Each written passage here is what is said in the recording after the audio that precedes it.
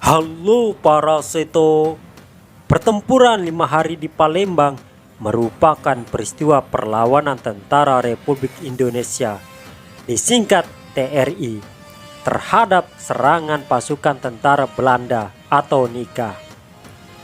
Pertempuran berlangsung selama 5 hari sejak tanggal 1 hingga 5 Januari 1947. Konflik bermula saat Belanda ingin Palembang segera mengosongkan kotanya. Akan tetapi, keinginan Belanda ditolak oleh seluruh rakyat Palembang. Karena Palembang menolak permintaan Belanda, baku tembak terjadi pada 1 Januari 1947. Setelah 5 hari bertempur, pertempuran antara keduanya berakhir. Keduanya kemudian memilih untuk melakukan gencatan senjata yang berlaku pada 6 Januari 1947. Setelah Perang Dunia Kedua mereda, tentara sekutu melakukan ekspansinya ke berbagai wilayah bekas penjajahan Jepang di Indonesia, salah satunya Palembang. Sekutu berhasil sampai di Palembang pada 12 Oktober 1945. Dipimpin Litjen Garmikhail bersama tentara Belanda atau NIKA. Semakin hari jumlah pasukan NIKA semakin bertambah. Sekutu kemudian meninggalkan Palembang pada 1946.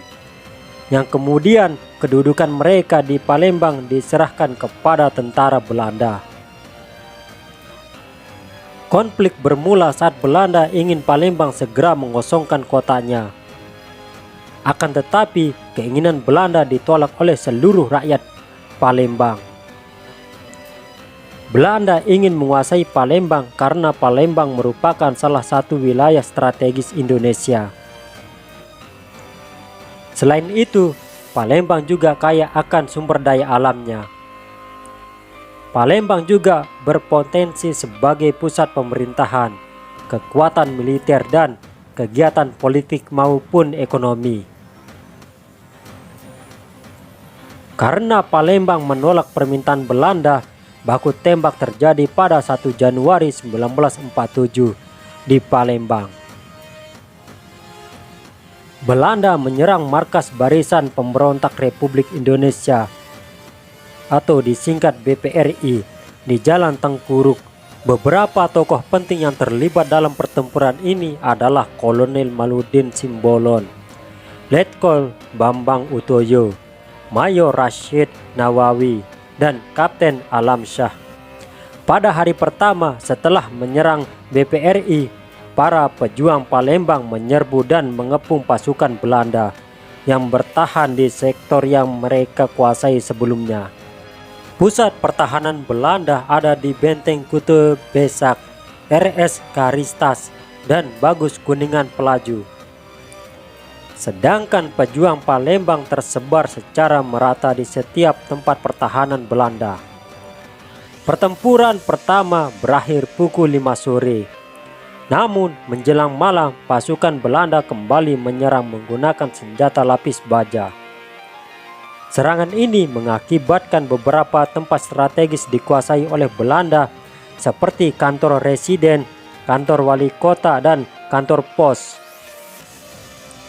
Pada hari kedua dan ketiga, Belanda kembali menyerbu pusat pertahanan tentara di area Masjid Agung Palembang.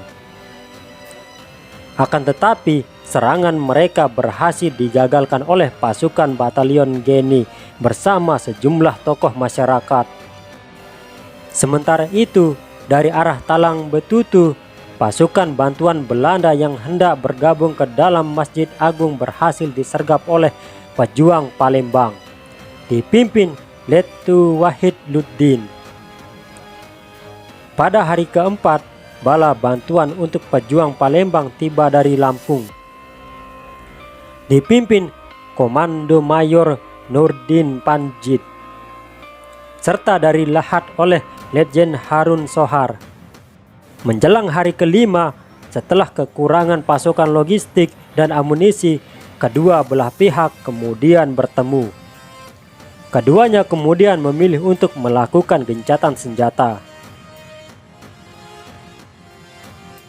Indonesia mengirim Dr. Adnan Kapaugani sebagai utusan pemerintah pusat untuk berunding dengan Belanda. Hasil perundingan menyepakati bahwa pihak Indonesia, pasukan TRI dan pejuang lainnya akan mundur sejauh 20 km dari pusat kota dan hanya menyisakan ALRI. Sementara itu, polisi dan pemerintah sipil tetap berada di Palembang.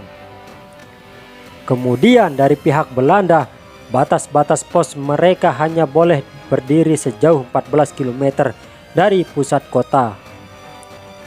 Gencatan senjata dimulai sejak 6 Januari 1947. Bagaimana menurut para seto tentang pertempuran Palembang ini? Silahkan adu mulut kalian di kolom komentar.